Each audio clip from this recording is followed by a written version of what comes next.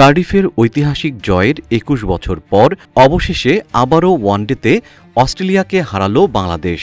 মিরপুরে বৃষ্টি আইনে ৮৬ রানের জয়ে ৩ ম্যাচের সিরিজে ১-০ ব্যবধানে এগিয়ে গেছে টাইগাররা। ২৮৫ রানের লক্ষ্য তাড়া করতে নেমে প্রথম বলেই উইকেট হারায় অস্ট্রেলিয়া। এরপর বাংলাদেশের নিয়ন্ত্রিত বোলিংয়ে নিয়মিত বিরতিতে উইকেট হারাতে থাকে সফরকারীরা। তাসকিন আহমেদ, মুস্তাফিজুর রহমান, মোসাদ্দেক হোসেন সৈকত ও নাহিদ রানা মিলে অস্ট্রেলিয়ার ব্যাটিং লাইনআপকে চাপে রাখেন।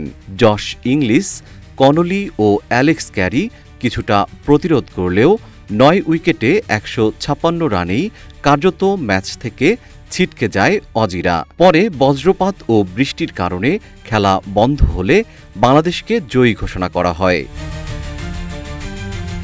এর আগে টস হেরে ব্যাট করতে নেমে বাংলাদেশ ৮ উইকেটে ২৮৪ রান তোলে। মোসাদ্দেক হোসেন সৈকত ক্যারিয়ার সেরা ৮৬ রান করেন। নাজমুল হোসেন শান্ত ৬৭ এবং তানজিদ হাসান তামিম ৫৪ রান যোগ করেন। অস্ট্রেলিয়ার নাথান এলিস ৩ উইকেট নিলেও বাংলাদেশের সংগ্রহ চ্যালেঞ্জিং স্কোরে পৌঁছে যায়।